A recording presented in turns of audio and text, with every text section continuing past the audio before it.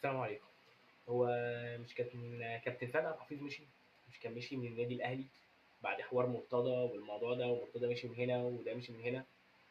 هو بيعمل إيه في النادي؟ يعني يا ريت يكون بيزور ابنه ولا حاجة، ولا راح الشهر العقاري ولا حاجة. يعني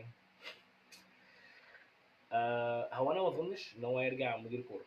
وأتمنى إن هو ما يرجعش مدير كورة، إن هو لو رجع هيبقى مشاكل للأهلي أكتر منها لباقي الدوري. ليه؟ ده في نجوم في الفرقة يا باشا، ده مختلف بقى عن وقتك. هنا الأهلي كله نجوم، وكله بيدفع لهم ملايين.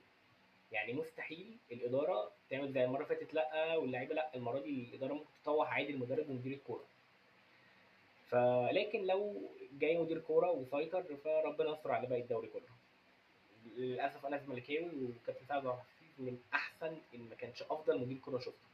وربنا يستر، وان شاء الله نادي الزمالك يحقق الدوري